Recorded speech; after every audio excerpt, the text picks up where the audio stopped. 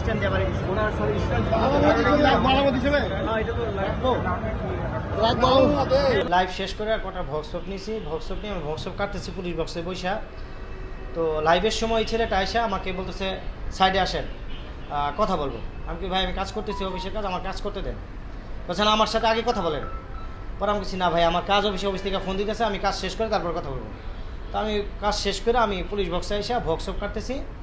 In the time সে গেটের বাইরে এসে আমার নাম জিজ্ঞেস করে। আমি কি কেন আমি তোমাকে নাম বলবো? নাম বলতে হবে। আমি কি কেন তোমাকে নাম, তুমি কে, তোমার পরিচয় দাও।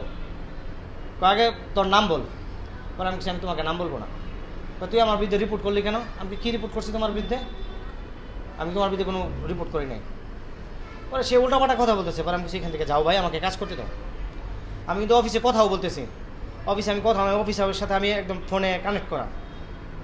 তো আমি নিচে বসে মানে মাথা নত করে করতেছি, সে আমার স্ট্যান্ড দিয়ে আইসা মানে কোনো কথা নাই, মানে আইসা ভিতরে ঢুকা সমানে বাড়ি শুরু করছে। তো ভিতরে যখন বাড়ির আওয়াজ শুনতেছে, পরে ওই ভাই আইসা, পুলিশ ভাই আইসা, তাজউদ্দিন ভাই আইসা মনে করেন যে উনি যদি না ফিরেই তো আমি এখানে স্পট হিট হয়ে যেতাম।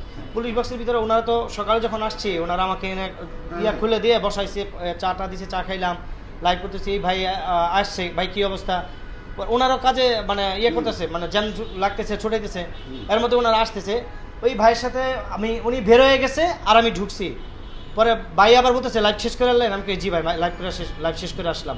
উনি খালি বেড়ে গেল, তার মনে করেন যে 30 সেকেন্ডের ভিতরে এই ঘটনা।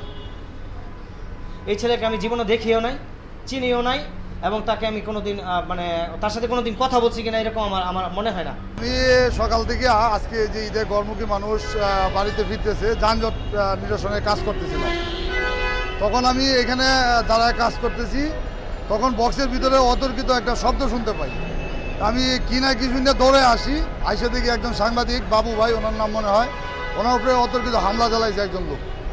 আমি নিজে আইসে ওনাকে সেভ করলাম। যদি আমি ওনাকে সেভ না করতাম তাহলে উনি এতক্ষণ মৃত্যুসজ্জায় থাকতো। ওনাকে মারপিট করতেছে, আমি মাঝখানে আইসা আমার নিজের শরীরেও আঘাত লাগছে, আমি এসে নিজে ফিরাইলাম মাঝখানে আইসা। ওই চেয়ার উঁচু করে ওনার মাথাতে আঘাত করতে চাইছিল, চেয়ারে আমি ধরে বলাইছি। তখন ওনার শারীরিক অবস্থা খুব খারাপ ছিল। ওনাকে আমি সেভ করে আমি আমার সেভ জোনে নেই, নেওয়ার পরে ওনাকে আমি প্রাথমিক চিকিৎসা দিচ্ছি। হ্যাঁ, মাথায় আঘাত পাইছে, শরীরে মাথায় রক্তাক্ত হয়েছে, মাথায় স্পট আছে।